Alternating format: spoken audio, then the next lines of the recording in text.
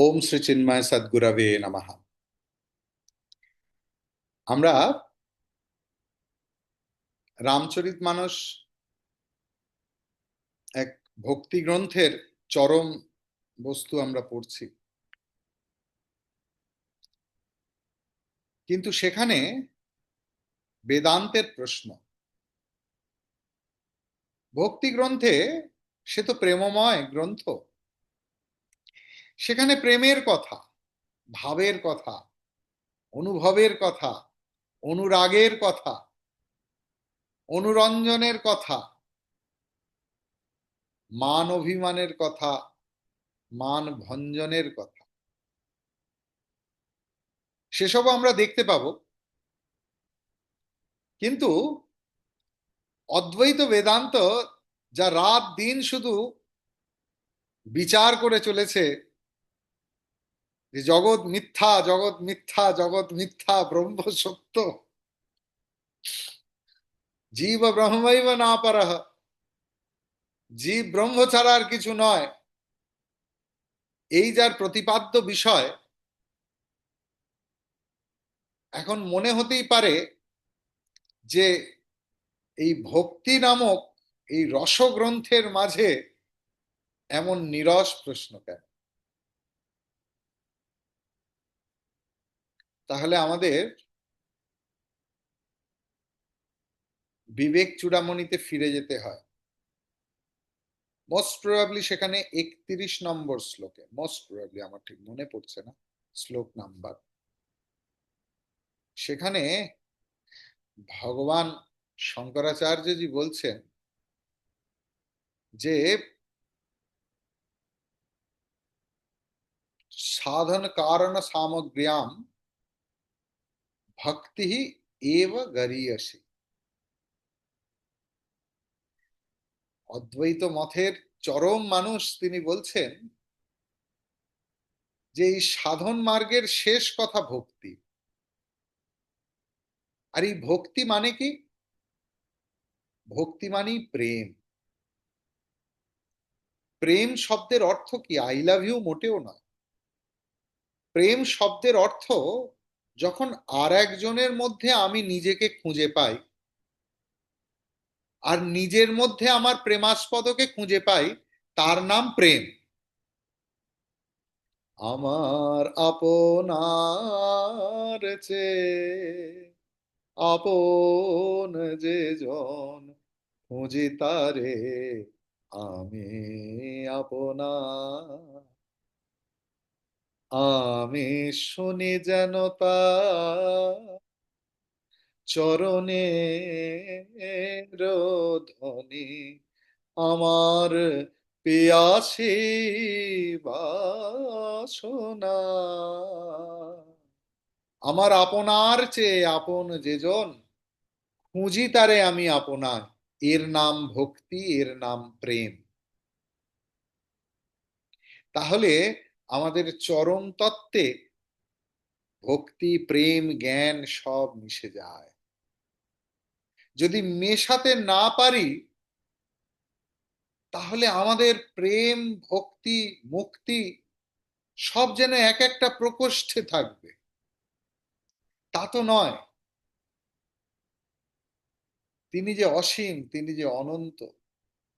প্রেম, ভক্তি, জ্ঞান এই যে অনন্ত। তাই এমন জায়গায় দাঁড়িয়ে, এমন জঙ্গলের মধ্যে দাঁড়িয়েও লক্ষণের মনে প্রশ্ন হচ্ছে, ঈশ্বর জীব ভেদ প্রভু সকল কহৌ সমুঝাই, जाते होई चरण रति शोक मोह भ्रम जाई।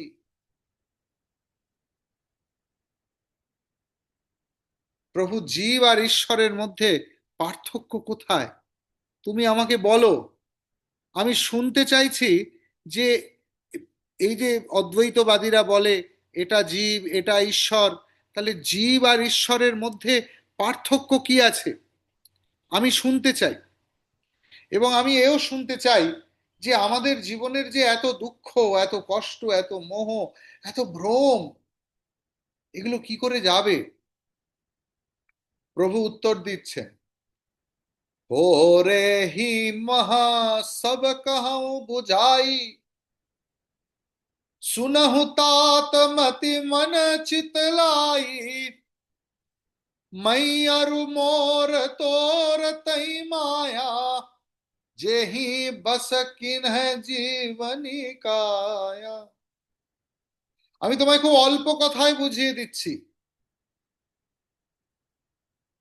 এবং আগের দিন এই প্রসঙ্গটা ধরেছিলাম যে সোনা মানে কিছু শব্দগুচ্ছ আমার স্মৃতিপটের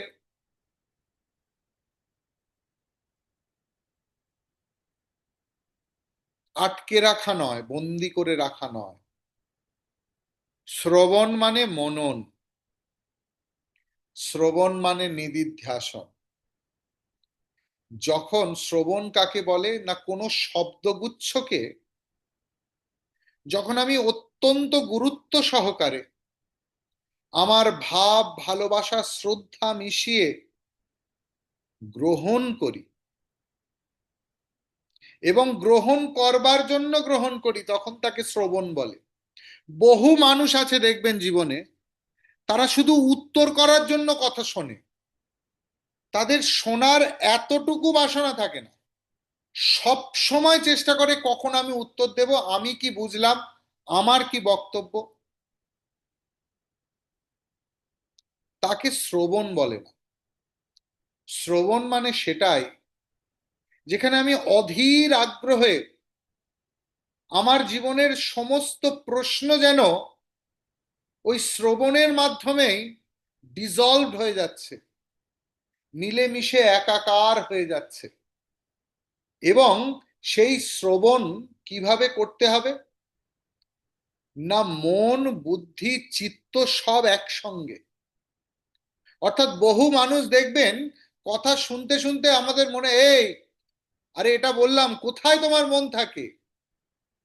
চোখ ফ্যাল ফ্যাল করে তাকিয়ে আছে, মনে হচ্ছে যেন শুনছে, কিন্তু মনটা অন্য জায়গায় পড়ে আছে, কারোর অন্য এক জায়গায়, কারোর অন্য অনেক জায়গায়। আমার এই নিতাই চাঁদের দরবারে, ওরে এক মন হলে সে যেতে পারে।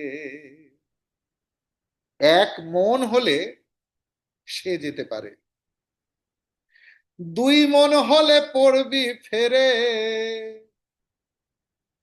ওরে দুই মন হলে পড়বি ফেরে, ওরে পারবি না যেতে পারে, এক মন হলে সে যেতে পারে। জীবনে যদি আমরা সত্যি সত্যি কারোর সঙ্গে মিলে যেতে চাই, এক হয়ে যেতে চাই, তাহলে ওই এক মন দরকার। নদী যদি সমুদ্রে পড়ার আগেই বিভিন্ন ভাবে বিভক্ত হয়ে সেখানেই ছড়িয়ে পড়ে, তার আর সাগরের সাথে মিলন হয় না। তার সাগরের মিলন হওয়ার জন্য একমুখী খাত থাকতে হবে। মানুষ তাকে কেটে খাল করতে পারে, সেচ করতে পারে, তাদের সে তাকে দিতেও পারে, কিন্তু তার গতিপথ কেউ রুদ্ধ করতে পারবে না। তার কারণ তার মনে যে সবসময় ওই একই কথা, মিলন হবে কত দিনে আমার মনের মানুষের সাথে। যখন এই মনের মানুষের সঙ্গে মিলনের আস, তখন কোনো কিছুতে মন টানতে পারে না, তখনই মন একমুখী হয়। আর একমুখী মন ছাড়া মিলন সম্ভব নয়, সে জীবাত্মার পরমাত্মারই হোক আর যার সঙ্গে যারই। ভক্তি তত্ত্বের এক কথা, এক মন। প্রভু এখানে মনে করিয়ে দিচ্ছেন তাই যে আমাদের এই মন নামক বস্তুটি যে প্রাথমিকভাবেই তিনটে ভাগে বিভক্ত, তিনটে কাজ করার জন্য। মন, বুদ্ধি এবং চিত্ত, তাদেরকে এক করে আনো। বোঝা গেল? তবে প্রভুর কথা বুঝতে পারবে। তারপর প্রভু বলছে জানো, এই যে ভ্রম বশত সব সময় বলো এটা আমি, আমরা বলি না, চিনতে পাচ্ছেন না, মনে কর আরে আমাকে চিনতে পাচ্ছেন না, আরে আমি দিবাকর চৈতন্য। আরে কে তুমি দিবাকর চৈতন্য হয়ে কেউ কেটা যে তোমাকে চিনতে হবে? এই যে সব সময় আমি বোধ, এই শরীরটার প্রতি আমার যতটা ভালোবাসা থাকবে লোকেরও সেইটা থাকতে হবে, এটা আমার দাবি। আমি আয়নায় দেখলে নিজেকে চিনতে পারি বা না পারি, ওই লোকটাকে আমাকে চিনতেই হবে। আমাকে চিনতে পারছেন না? তাহলে এই শরীরের প্রতি আমি বোধ, আর এখান থেকে যত কিছু, আমার বাড়ি, আমার গাড়ি, আমার বউ, আমার বর, আমার হানি, হানি নয় কি ছেলে, আমার ছেলে, আমার মেয়ে, আমার নাতি, আমার পুতি, আমার।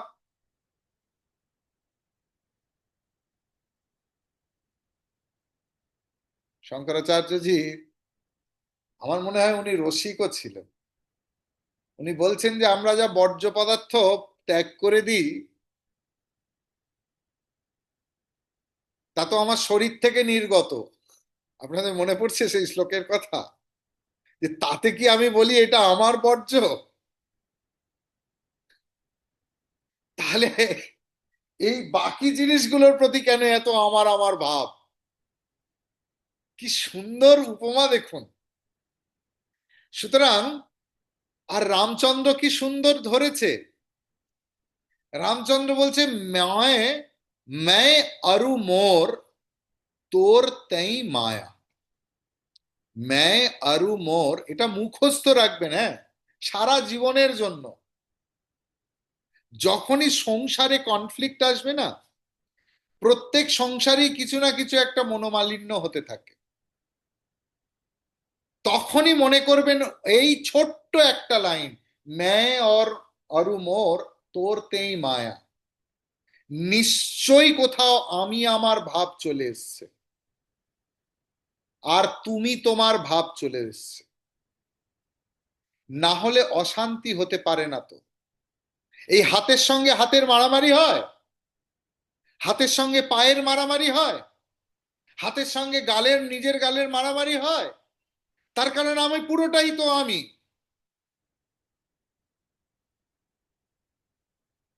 যখনই আমি বুঝি যে তুমি আলাদা আর আমি আলাদা, আর তোমাকে আমার মনের মতো হতে হবে,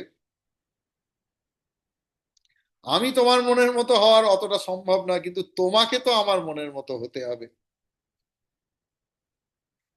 এই সবই যখন শুরু হলো, তখনই শুরু হলো ঝগড়াঝাটি, লাটালাটি, সবকিছু। সমস্ত ঝগড়ার মূলে এই একটি কারণ, ভেবে দেখুন। শুধু স্বামী স্ত্রী নয়, শাশুড়ি বৌমা, সেম বেসিক রিজন ইজ मैं अरु मोर তোর তেই মায়া। আর এই মায়া সমস্ত জীবকে বশীভূত করে রেখেছে। পঞ্চভূতের ফাঁদে ব্রহ্ম পড়ে কাঁদে। প্রত্যেকটা জীবই তো আসলে ব্রহ্ম, তাই তো? জীব ব্রহ্মৈব না পারহ, জীব ব্রহ্ম ছাড়া আর কিছুই নয়। আর সেই জীব ভ্যাঁ ভ্যাঁ করে কাঁদছে, মানে সেই ব্রহ্ম ভ্যাঁ ভ্যাঁ করে কাঁদছে কেন? না পঞ্চভূতের ফাঁদে সে পড়েছে। Got the point? Thank you. गो गोचर जहां लगी मन जाई, सो सब माया जाने हूँ भाई, ते ही कर भेद सुनहु तुम सो, विद्या अपर अविद्या दो।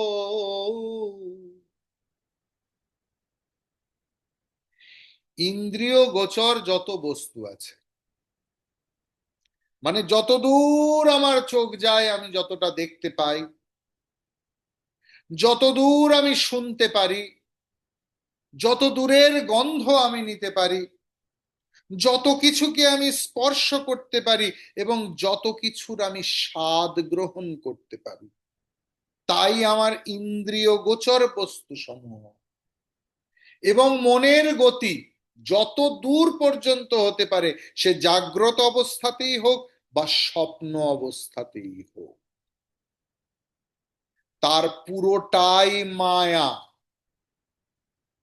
তার পুরোটাই মায়া। কি সুন্দর দেখুন তুলসীদাসজির সহজ সরল সংজ্ঞা। না, এই ইন্দ্রিয়, পাঁচটি ইন্দ্রিয় যত দূর যেতে পারে, আপনি 10 ইন্দ্রিয় ধরুন, 10 ইন্দ্রিয়র পরিমাণ তো কম। আমি মনে মনে আন্টার্কটিকা চলে যেতে পারি, চাঁদে চলে যেতে পারি, মঙ্গল গ্রহে চলে যেতে পারি, কিন্তু আমার এই পা তো যেতে পারবে না। তাই বলছে আমাদের মন এবং ইন্দ্রিয় যত দূর যাতায়াত করে, সে জাগ্রত এবং স্বপ্ন অবস্থায় সবটাই মায়া। বিউটিফুল সংজ্ঞা। সেই মায়া দুভাগে বিভক্ত, বিদ্যা মায়া এবং অবিদ্যা মায়া। তার সম্বন্ধেও শুনে রাখো। আমার ধারণা শ্রীরামকৃষ্ণ প্রচুর পরিমাণে হয় রামচরিতমানস শুনেছেন আর নয় পঞ্চদশী পড়েছেন।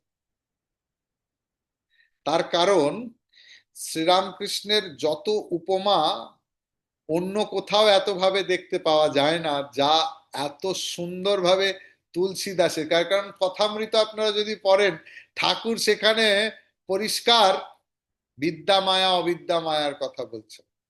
যদিও গানে আছে, এদিকে অবিদ্যা মায়া পিশাচি করাল, পাতিয়াছে মনমোহিনী রূপ রসাদির জাল। ও তুই পড়বি ফাঁদে, পাখি তুই পড়বি ফাঁদে, মরবি কেঁদে প্রাণ হারাবি বেঘরে। ওরে মাস্তুল ছেড়ে চলে গেলে প্রাণ হারাবি বেঘরে। পাখি তুই, পাখি তুই ঠিক বসে থাক, ঠিক বসে থাক, ঠিক বসে থাকে রে। এবার যে নাম যে ধরে আছে, কেউ রাম নাম, কেউ কৃষ্ণ নাম, কেউ রামকৃষ্ণ নাম, কেউ শিব নাম, সেই নামের মাস্তুলে।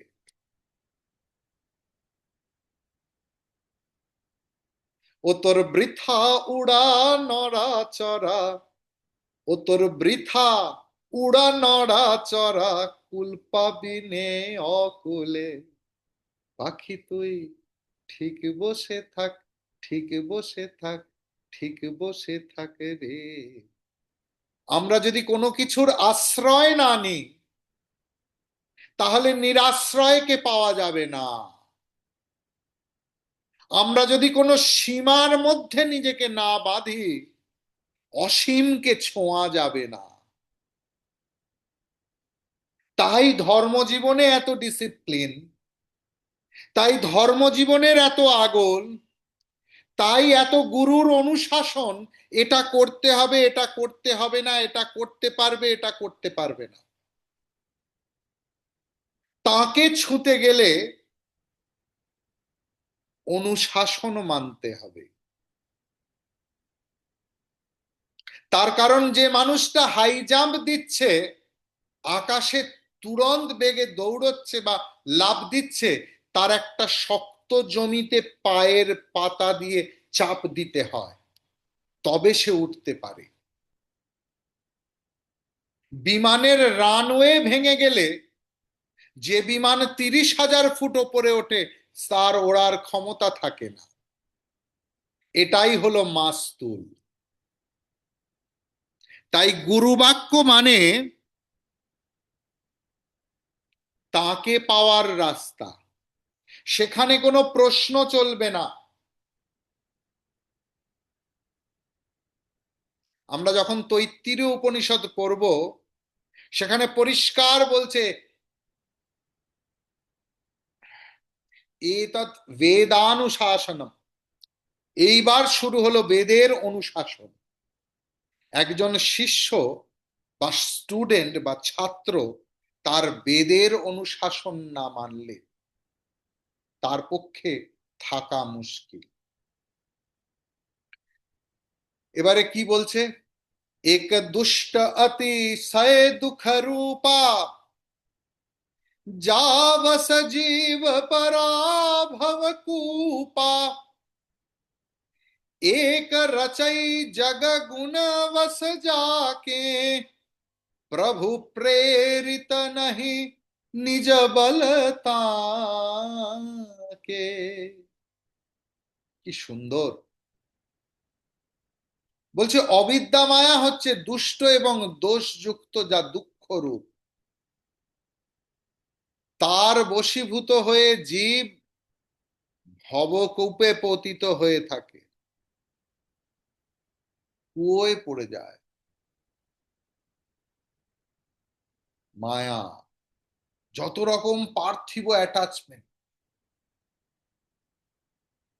এত মায়াতেও হচ্ছে না, আবার কুকুর বেড়াল পুষেছে।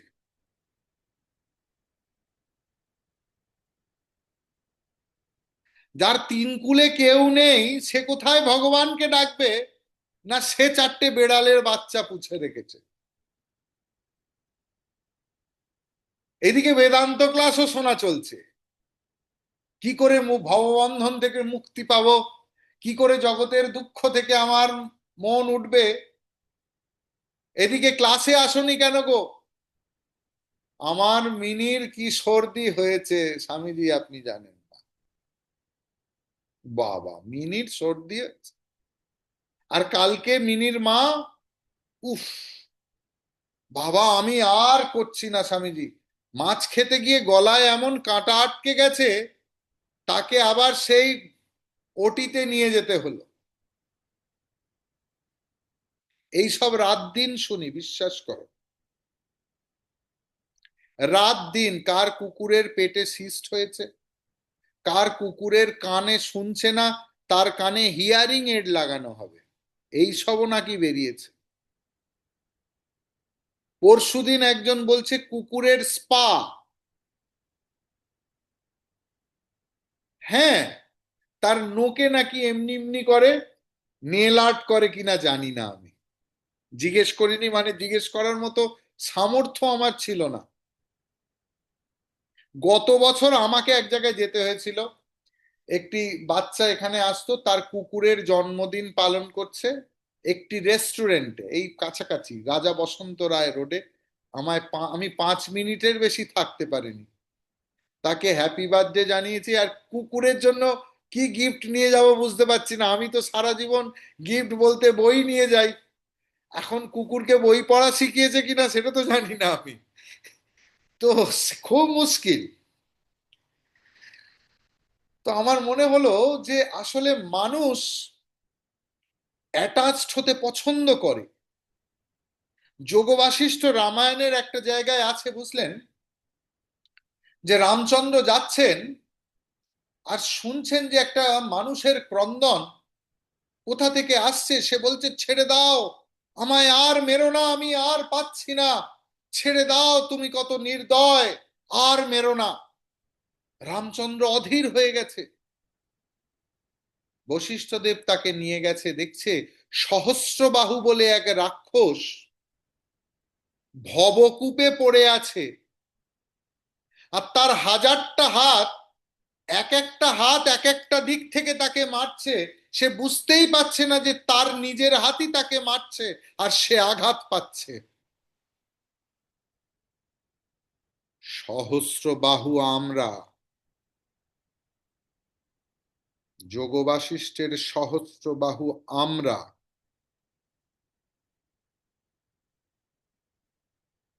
আমরা আমাদের মনের মাধুরী মিশিয়ে এই জগৎ সংসার রচনা করেছি,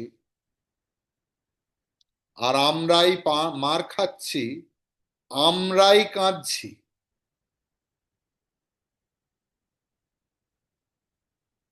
দুষ্ট মায়া। আর একটা কি, আর একটা হচ্ছে বিদ্যা মায়া, যার অন্তর্গত এই ত্রিগুণ সত্য তম রজ, এবং সেই বিদ্যা মায়া থেকেই জগৎ সৃষ্টি হয়।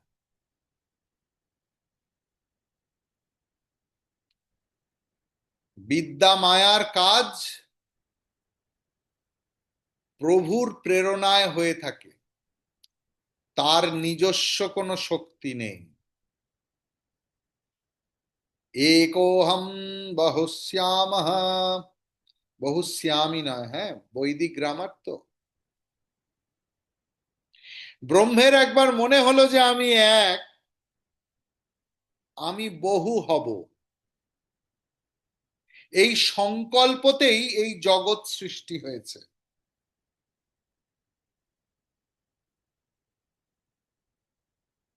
তাই তিনি মায়াধীশ, মায়ার অধীশ্বর, আর আমরা মায়ার অধীন।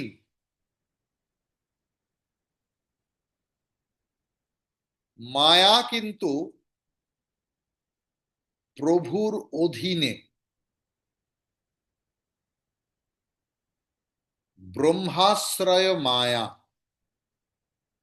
অর্থাৎ প্রভু যখনই চান তখনই তিনি তার মায়াকে উইথড্র করে নিতে পারেন। এগুলো কি বাস্তবে সম্ভব? সত্যি কি সম্ভব নয়? যখন ঘুমোতে যান, ঘুম থেকে যখন ঘুমোতে গিয়েই দেখছেন যে উঠেছেন, এটা পড়ে আছে, হীরের আংটি পড়ে আছে, নেকলেস পড়ে আছে, পরে নিচ্ছি, সেইটা পরে নিয়ে আমি ভার্সাই প্যালেসে ঘোরাঘুরি করছি, আমি হাঁটছি আর আমার কাপড় আরো 10 ফুট দূরে লুটোচ্ছে, আমারই তৈরি সৃষ্টি জগৎ তো। আবার যেই ঘুম থেকে উঠলাম, কোথায় ভার্সাই প্যালেস, সেই 180 শরৎ বোস রোড, সেই সেখানে শুয়ে আছি, সেই একই কাপড় ধুতি। কেউ কেউ বলে, স্বামীজি আপনি এত ওপর করে কেন কাপড় পরেন? বাবা, লোককে কাচতে হয় তো, নিচু করে কাপড় পরলে কাপড়টা ধুলোয় লুঠোয়।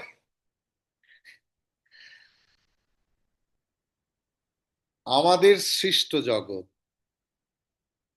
তাহলে আমরা ক্ষুদ্র জীব, যদি আমরা জগৎ সৃষ্টি করে ফেলতে পারি আমাদের, তাহলে ভগবান, যিনি সমস্ত কিছুর সমর্থ, তিনি তাই তৈরি করতে পারেন না? যত যুক্তি লাগান না। জ্ঞান মান যাহা এক নাহি, देख ब्रह्म समान सब माही, कहिय तात सो परम विरागी, त्रिन सम सिद्धि तीन गुण त्यागी। যার সত্যি সত্যি জ্ঞান হয়, তার বিন্দুমাত্র অভিমান থাকে না। যার জ্ঞান নেই অথচ জ্ঞানীর ভাব আছে, দেখবেন সেই মানুষগুলোর মুখে যত শব্দ, তাদের যত অহংকার। ইংরেজিতে একটা কথা আছে, কি বেশ, এসব বিজয়াম্মা জানে, আমি তো ইংরেজিতে কাঁচা। এমটি ভেসেল সাউন্ডস মাচ, এইসব সব বলে না তোমরা ইংরেজিতে? আমি বাপু জানি না, যা শুনেছি তাই বলি। তো খালি পাত্র অনেক বেশি শব্দ করে, আর ভরা পাত্র আওয়াজ বেরোতে চায় না। খালি জিনিস অনেক উঁচু হয়ে দাঁড়াতে চায়, আর বিদ্যাবান যেন যত পারে বিনয়ী হয়ে যায়। বিদ্যা দাদাতি বিনয়ম, রবীন্দ্রনাথ 80 বছর বয়সে খুব ঝুঁকে ঝুঁকে লিখতেন। সবাই জিজ্ঞেস করছেন যে আপনি এখন ইদানিং এত ঝুঁকে লেখেন কেন? বলছে, বাবা, কলসির জল গড়াতে গড়াতে তো ফুরিয়ে এসছে, এখন কলসিকে একটু না ঝুঁকিয়ে নিলে জল বেরোবে না। বিদ্যাবানের বিনয়ই হচ্ছে তার লক্ষণ। একজন মানুষ খুব জ্ঞানী, তার প্রমাণ কি? না, সে সব জেনে শুনেও শ্রীরামকৃষ্ণের ভাষায় আন্ডিল হয়ে থাকে, মানে চুপ করে থাকে, যেন কিছু জানে না। আমি এরকম ডাক্তার দেখেছি, এরকম সায়েন্টিস্ট দেখেছি। আমি এক ভদ্রলোককে চিনতাম, গোপাল দাস বলে বোধহয়। তার তিনি নাসার সায়েন্টিস্ট ছিলেন, অনেক বছর আগেকার কথা বলছি, প্রায় 2000 সালে আমি তার সঙ্গে মিট করেছিলাম। চোস্ত বাংলা বলেন, তখন উনি 45 বছর আছেন এবং কোনো একটা ইউনিভার্সিটিতে অঙ্কের প্রফেসর ছিলেন। একদম পরিষ্কার ধুতি, কোঁচানো ধুতি, এবং আহ, উনি অক্সফোর্ডেও পড়াতে যেতেন, ওনার চেয়ার ছিল। এবং উনি আহ, আহ, ওনাকে খুব জিজ্ঞেস করতে, আমি পরে অন্যান্য ওনার স্ত্রীর থেকে শুনলাম যে উনি একমাত্র বাঙালি প্রফেসর এই মুহূর্তে যিনি ধুতি পাঞ্জাবি পরে অক্সফোর্ড ইউনিভার্সিটিতে পড়াতে যান, এবং সেটা অঙ্ক।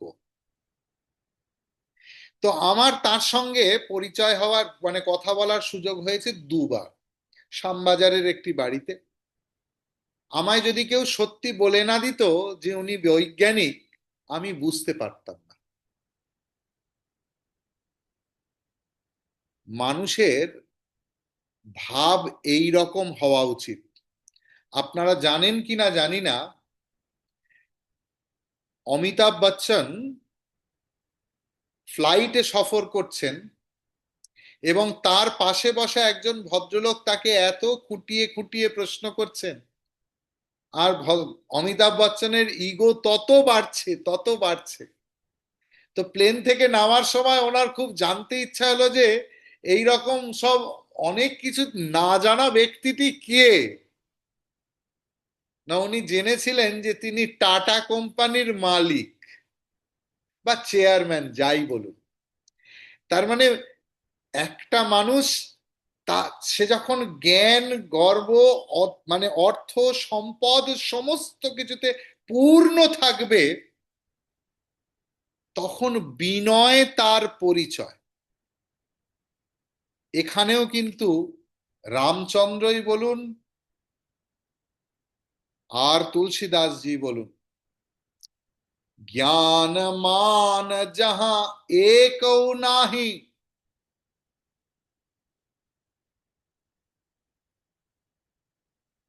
যে ব্যক্তির মধ্যে এতটুকু জ্ঞানের অভিমান নেই যে আমি জানি, সেই ব্যক্তি সর্বত্র ব্রহ্ম দর্শন করতে সমর্থ। আমাদের অবস্থা কি হয়, আমরা অল্প একটু জানি, সেখানেই যদি আমরা একটু এদিক থেকে ওদিক শুনি, সঙ্গে সঙ্গে রিয়াকশন দিতে শুরু করে দিই, এটা এটা নয়, এটা এটা নয়, এটা এটা নয়। আমরা কার্য, কারণ, অবস্থা, সময়, কোনো কি ব্যক্তি কিচ্ছু বিচার করি না। তার কারণ আমি যে জানি সেটা আমায় প্রকাশ করতে হবে। জানাটা বড় কথা নয়, আমি যে জানি সেটা লোক জানে কিনা। ভেবে দেখবেন, সবটা কিন্তু ব্রতর ক্ষেত্রে, পূজার ক্ষেত্রেও। আমি যদি একবার একদিন 24 ঘন্টা জল না খেয়ে থাকি না, আমি যে কত লোককে বলে ফেলি, এমন পরিস্থিতির সৃষ্টি করি যাতে লোক আমায় এক গ্লাস জল দেবে আর আমি বলবো, না না, আজ তো আমি উপবাসে আছি, সেই কাল রাত্রে যা জল খেয়েছি আবার কালকে খাবো।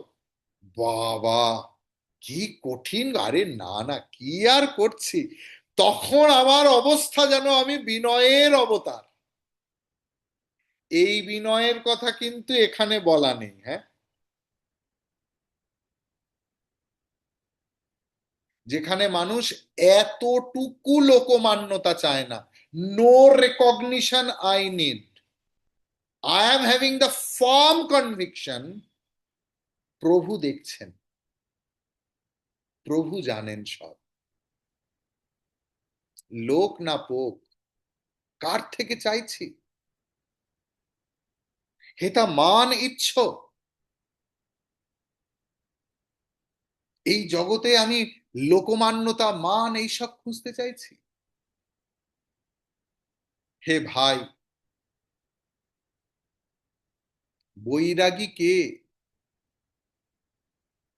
যে বাঙালি হয়ে মাছ মাংস খাওয়া ত্যাগ করেছে, সে বৈরাগী?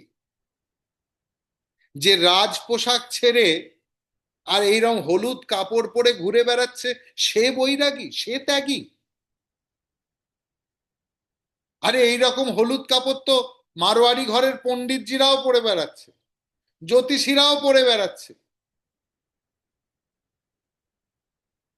রামচন্দ্র লক্ষ্মণকে বলছেন বৈরাগ্যবান তাকেই জানবে যে সাধনা করে সমস্ত সিদ্ধি পেয়েছে, কিন্তু সেই সিদ্ধিকে তৃণবৎ ত্যাগ করেছে। না হলে আমরা ভাগবতের সেই গল্পের কথায় ফিরে যাই। এক ব্রহ্মচারী, তিনি তপস্যা করছেন, আর তার মাথায় একটি কাক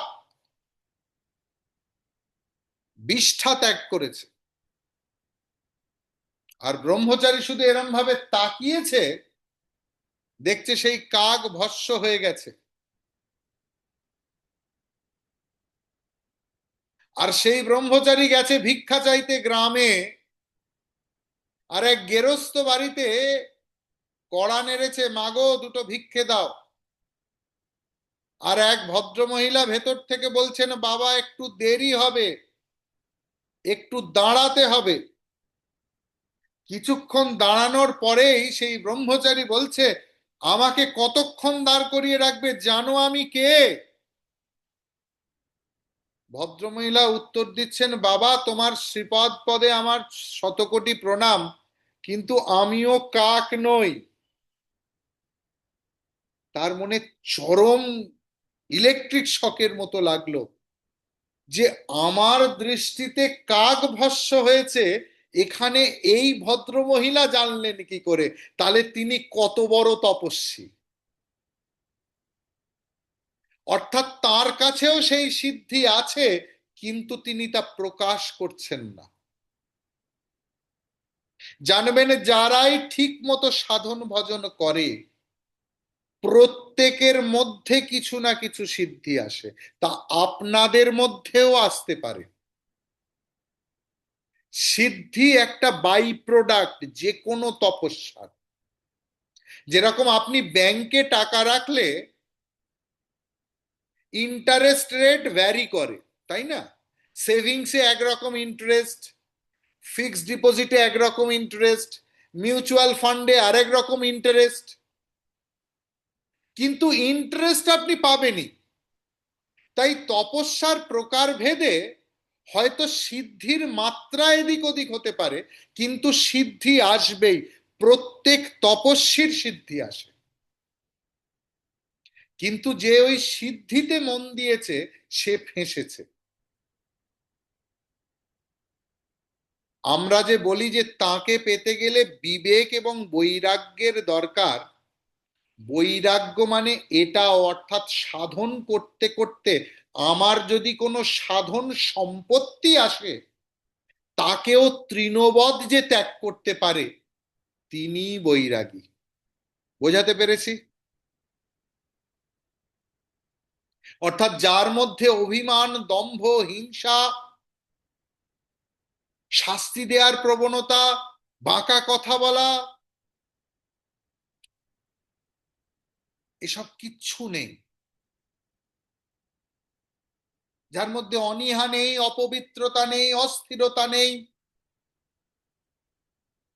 যার ইন্দ্রিয়ে বিষয় আসক্তি নেই, যার অহংকার নেই, যার এই জন্ম মৃত্যু ব্যাধির এই জীব জগতে এতটুকু সুখ বুদ্ধি নেই, যার স্ত্রী পুত্র নাতি নাতনি স্বামী বাড়ি ঘর সম্পদ কিছুর প্রতি এতটুকু আসক্তি নেই, সকলের সঙ্গে আছে,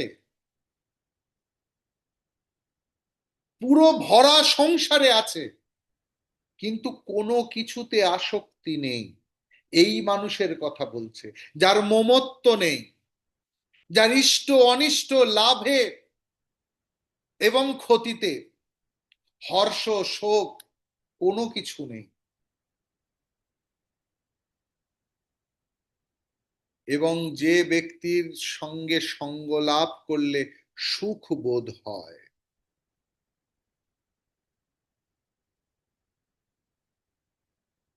গীতার ত্রয়োদশ অধ্যায়ের 7 থেকে 11 নম্বর শ্লোকে ভগবান এই নিয়ে আলোচনা করেছেন। माया ईसन आप कहूं जान कहिया सो जीव बंध मोक्ष प्रद सर्व पर माया प्रेरक শিব। আহা, যে মায়া ঈশ্বর নিজের স্বরূপ সম্বন্ধে অজ্ঞান, সেই জীব। দাগ দিয়ে রাখুন, হ্যাঁ। সাধারণ মানুষ আমরা যাকে বলি তারা কারা? না যে মায়া কি জিনিস জানে না, যে ঈশ্বর কি জিনিস জানে না, যে ভয়ে ভক্তি করে, শনিবার শনি মন্দিরে যাচ্ছে, হনুমান মন্দিরে যাচ্ছে, কনফিউজড, আগে শনি মন্দিরে যাব না আগে হনুমানজির কাছে যাব? আগে হনুমানজির কাছে গেলে কি শনিদেব রুষ্ট হবেন? সব সময় মনের মধ্যে একটা ভয় কাজ করছে। গুরুবারে লক্ষ্মীবার আবার গুরুর বার, তাহলে গুরু পূজন করব না লক্ষ্মী? না বাবা, আগে লক্ষ্মীটাই করি, কেন লক্ষ্মী মূল দরকার। গুরু গেলে গুরু আসবে, কিন্তু লক্ষ্মী গেলে লক্ষ্মী কোথায় পাবো? আমাদের ভয়ে ভক্তি। তাই যে মানুষ ঈশ্বরের স্বরূপও জানে না এবং নিজের স্বরূপও জানে না, সেই জীব।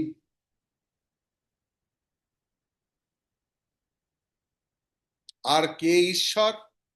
না যিনি এই বন্ধনও জানেন মুক্তিও জানেন, এবং যিনি প্রদানকারী, কর্তুরাজ্ঞয়া প্রাপ্যতে ফলম, অর্থাৎ যার আজ্ঞায় আমাদের বন্ধন এবং মোক্ষ আমরা পেয়ে থাকি, যিনি সমস্ত কিছুর সঙ্গে থেকেও ওতস্য প্রতস্য ভাবে থেকেও অসংশ্লিষ্ট, যিনি এই মায়ার সৃষ্টিকর্তা এবং প্রেরক, তিনি শিব, তিনি ঈশ্বর। হরি ওম তৎসৎ।